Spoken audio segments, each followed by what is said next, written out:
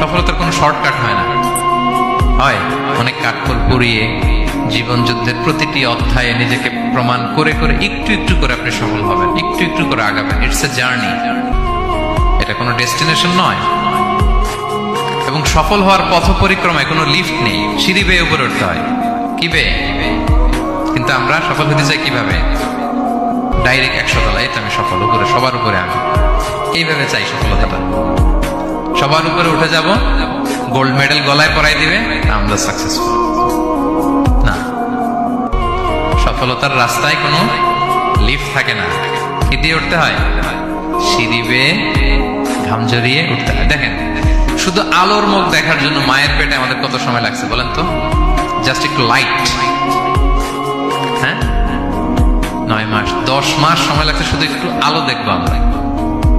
আলোর মুখ দেখার জন্য আমার লাগছে 9 মাস। আর এখানে আমরা শর্টকাট খুঁজি, খালি কি খুঁজি? সফলতার কোনো শর্টকাট নেই। অল্প এফোর্টে যারা সফল হতে চায় এরা কোনোদিন সফল হয় না।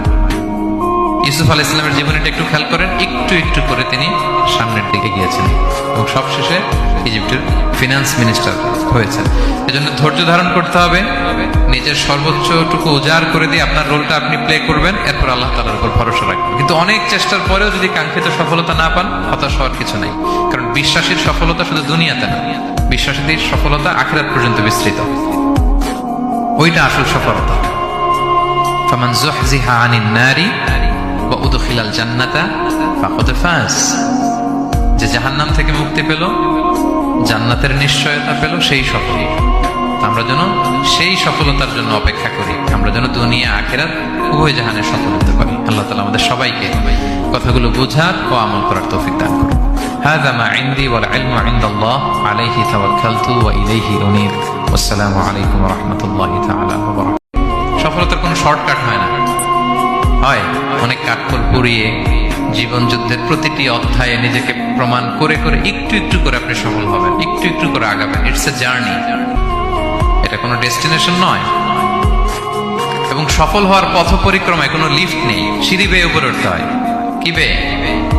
কিন্তু আমরা সফল হতে চাই কিভাবে?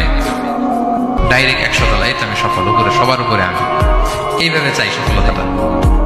সবার উপরে উঠে যাব, গোল্ড মেডেল গলায় পরাই দিবে, আমরা সাকসেসফুল না। সফলতার রাস্তায় কোনো লিফট থাকে না, কি দিয়ে উঠতে হয়? সিঁড়ি বেয়ে ঘাম জড়িয়ে উঠতে হয়। দেখেন, শুধু আলোর মুখ দেখার জন্য মায়ের পেটে আমাদের কত সময় লাগছে বলেন তো? জাস্ট একটু লাইট, হ্যাঁ 9 মাস 10 মাস সময় লাগছে শুধু একটু আলো দেখবো আমরা।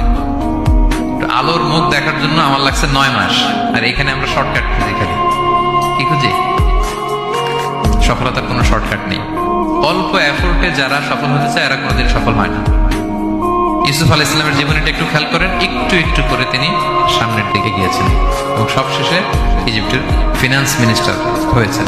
এজন্য ধৈর্য ধারণ করতে হবে, নিজের সর্বোচ্চটুকু উজাড় করে দিয়ে আপনার রোলটা আপনি প্লে করবেন, এরপর আল্লাহ তাআলার উপর ভরসা রাখবেন।